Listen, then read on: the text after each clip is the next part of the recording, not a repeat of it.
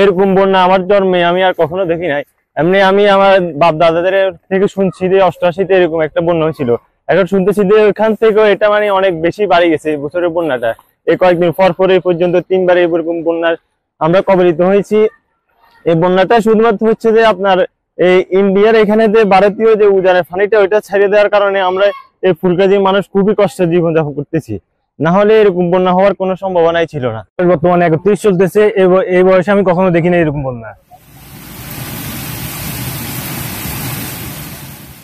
এর আগে হয়েছিল, তবে এরকম বন্যা হয় নাই, এবার একটু বেশি হয়ে গেছে। আনন্দপুর বাজার, ফুলগাজী সব অবস্থা আরো বেশি খারাপ। মানুষের বাড়িঘর সম্পূর্ণ ডুবে গেছে, রাস্তা দিয়ে হাঁটার অবস্থা পর্যন্ত নাই। এই বন্যা প্রায় আজ থেকে 2 যুগ হয়েছে এই বন্যা দেখিনি। এই বন্যার মেন কারণ হলো বাঁধ।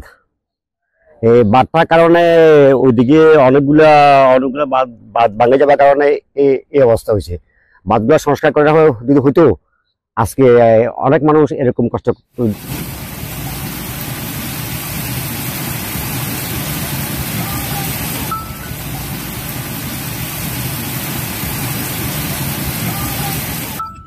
সাড়ে 7টা বাজে উঠি আমি পাতিল ধুইয়ের। এই টাইমে আমি কান্না শুরু করছি, ঘরে ভাঙ্গি পড়ে যান।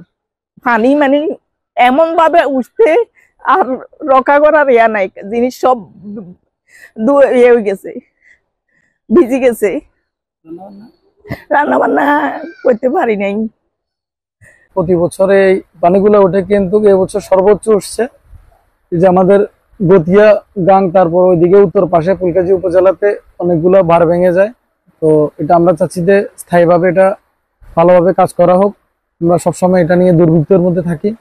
আমাদের এখানে যে মৌরি নদী, সিলোনিয়া নদী আছে, ওইখান থেকে উজানে পানি আসার কারণে আগের বার যেরকম বন্যা হয়েছিল তখন মনে করেন যে বাঁধ ভেঙে গেছিল। ওই বাঁধটা সংস্কার করা না হওয়ার কারণে এখন দেখা গেল যে বৃষ্টি গ্রামের উপরে এদিকে আবার নতুন করে প্লাবিত হয়েছে। ওইদিকে ফুলগাজী বসার মধ্যে ওইদিকে তো হয়েছে। এখানে মনে করেন যে মাছের ঘের চলে গেছে, প্রায় 20টির উপরে আছে, প্রায় 20 লক্ষ টাকার উপরে মাছ চলে গেছে। দেখতেছি যে বন্যার পানি বাড়ি গেছে, আমরা যাইতে কষ্ট হইতেছে, যাতায়াতে কষ্ট হইতেছে। আপনার অনেক পানি ঢুকে গেছে, আগে থেকে পানির পরিমাণ বৃদ্ধি পেয়েছে। আর এখানে যে আমাদের অনেকগুলো গ্রাম ছিল, বিশেষ করে আমাদের যে এই ভারতের যে সাইডগুলো থেকে এবং আমাদের যে বাঁধগুলো ছিল, বাঁধগুলো ভেঙে গেছে। ঠিক আছে, অনেকগুলো বাঁধ ভেঙে যাওয়ার কারণে কালকে সন্ধ্যা থেকে আর বিকেলেও অনেক পানি বের হয়েছে। আজকে দেখা যায় আরো পানির পরিমাণ বৃদ্ধি হয়ে গেছে। এখন